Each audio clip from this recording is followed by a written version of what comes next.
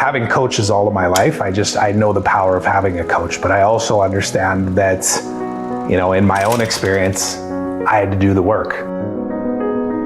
My journey into entrepreneurship really started with a university course that I took, and I really resonated with it. I kind of always had this feeling that I was an entrepreneur, but I didn't really know, right? So I went straight into a sales job initially, but I was fortunate enough to have a friend that was telling me about this internet thing, and he said, hey, why don't we start a website development company? So we did. That was the very first venture that I launched, and that was back in 2006. It set me on the path of realizing what was possible by being my own boss.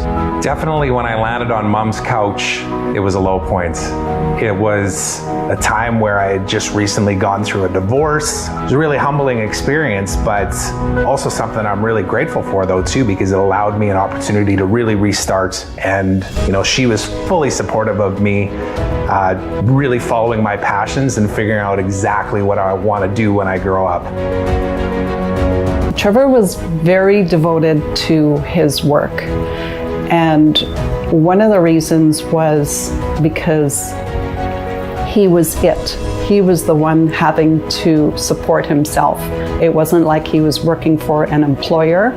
He was the guy having to bring home the money. I know exactly what it's like to have your back up against the wall and know that you may be using your last bit of money at the grocery store to buy food, let alone live the kind of life that you want to live.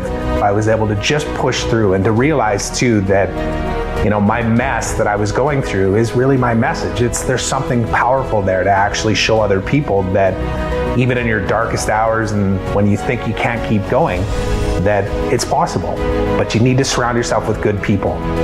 I always believed in Trevor because just the personality that he is.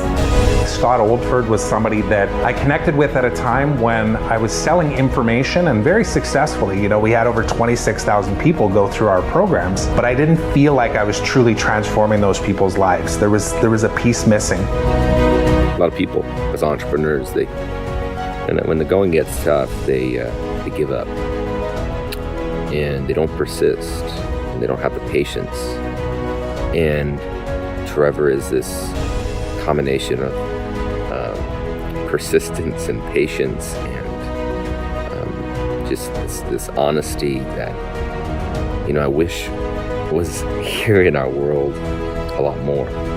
I ended up meeting another coach mentor who at the time, his name is Zion Kim. I had actually taken out a $100,000 loan just to invest in that program. It was almost a $6-figure-a-year investment. And about 3 weeks into finally pulling the trigger and deciding to do that, our son was born, Bodhi, and he was born 4 months early. So I had every opportunity to quit, to say, guys, I need my money back. And I made the choice not to do that. I remember during my time when I work with Trevor, the first word that comes up is just warrior. We worked together on a project with sportsnetworker.com. He was very driven and motivated to achieve his goals. And I just saw Trevor being able to achieve new levels in his life, his personal life, in his business, and in his brand. And I just wanted to see him overcome those inner challenges he was faced with.